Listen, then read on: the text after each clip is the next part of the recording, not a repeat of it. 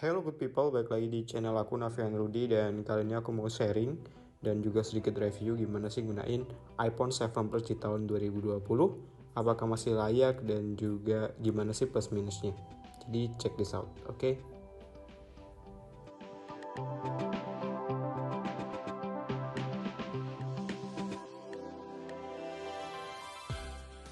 Oh ya, sekedar info, jadi unit aku ini udah pakai iOS terbaru, iOS 14.0 versi beta. Dan menurut aku perubahannya nggak terlalu banyak ya, jadi cuman ada widget dan juga sama aplikasi yang udah digolongin. Selain itu hampir semuanya sama, dan aku notice satu perubahan yang sangat drastis yaitu baterainya. Jadi sebelum aku pakai iOS 14 versi beta, baterainya nggak seboros sekarang sih. Sehari ngecas 2 kali itu kurang. Kalau dulu kan paling asumsinya sehari itu sekali plus setengah kali cas lah. Jadi ini lebih boros. Terus unit aku juga versi 32 GB XUSA. Terus meskipun itu udah aman ya karena udah kedaftar di kementerian emailnya, jadi nggak bakal keblokir. Dan iOS 14 itu dari kecepatannya nggak ada yang beda sih, jadi sama aja, nggak ada kayak lebih cepat atau lebih ngebut. Oh ya, jadi dari layarnya sendiri itu masih sangat bagus ya. Jadi di tengah terik matahari juga masih sangat enak untuk dilihat. Terus juga kayaknya ini masih termasuk IPS yang terbaik ya karena udah Full HD. Terus di sini unit aku sendiri udah banyak lecetnya karena emang tahun 2016. Jadi ya udah 4 tahun lebih, jadi wajar aja. Terus unit jet black kan emang paling mudah untuk lecet ya.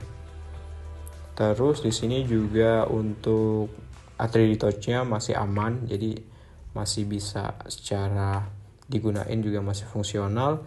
Terus satu hal sih nanti di review kamera juga aku sangat senang di kamera karena kalau kita lihat beberapa Android itu kalau di kameranya itu mereka ada degradasi tiap tahunnya tapi di sini enggak. Terus ini juga brightness-nya masih aman ya. Jadi emang belum ada True Tone karena True Tone kan mulai di iPhone 8, tapi meskipun gak ada True Tone masih tetap bagus. Terus dia juga ada blue light filternya. Terus ini aku sedikit explore yang mengenai fitur dari iOS 14. Jadi ini ada pengelompokannya, jadi ketika kita klik di bagian ikonnya itu dia langsung masuk, tapi kalau kita klik di bagian icon yang kecil-kecilnya itu dia masih kayak kasih animasi pop-up-nya. Oh ya, kalau di sini sendiri mengenai performanya ya, jadi menurut aku masih sangat oke. Jadi ketika kita jam antar aplikasi juga masih sangat oke.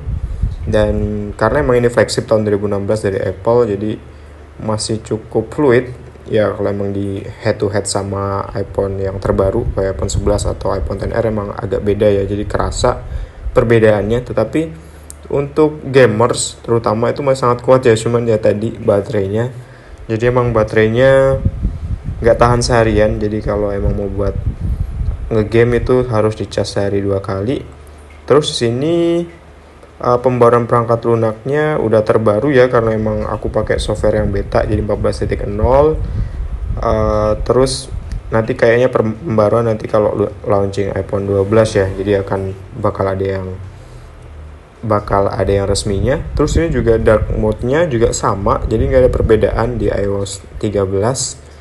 Terus satu hal yang agak kerasa itu ketika gunain tombol home-nya ya. Jadi ketika guna iPhone X ke atas itu kan kita biasa swipe, itu akan lebih cepet sih dibanding kita harus pakai quick toggle ataupun pakai tombol home yang itu kurang cepat sih menurut aku. Terus ini juga unit aku baterai persentasenya 90%. Dan tadi ini kalau di outdoor ini karena terlalu terik ya dan kamera aku nggak terlalu bagus jadi emang agak glare, tetapi kalau dari visibilitasnya sendiri masih sangat oke untuk layarnya.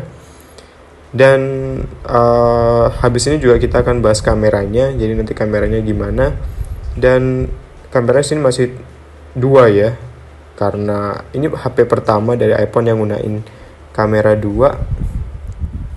Dan untuk kameranya ada 3 ya, jadi yang depan itu ada 7 megapiksel, jadi step up dari iPhone 6s yang 5 megapiksel. Terus yang belakang sini ada 2, jadi yang pertama ada 12 megapiksel ultra wide. Terus ada, maksud saya ultra wide yang standar ya, terus ada 12 megapiksel yang zoom, jadi emang ada 2, dan pertama dari iPhone yang gunain fitur zoom. Dan di sini juga beberapa aku ambil foto ya, jadi dari perbedaannya dengan iPhone yang terbaru kayak iPhone XR dan ke atasnya itu emang di HDR-nya ya, jadi emang lebih bagus HDR-nya, cuman masih sangat detail di tahun 2020, jadi masih bersaing lah dengan Android zaman sekarang. Oke, cek langsung aja.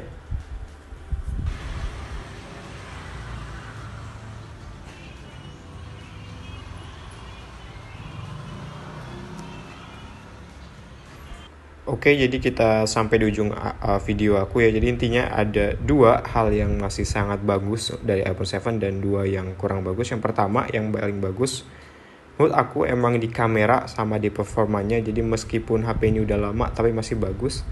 Dan untuk yang kurang bagus itu ada di video, di desain dan juga baterainya.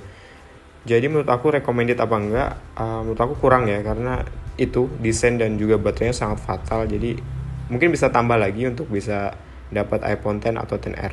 Oke, itu aja. Terima kasih. Thank you.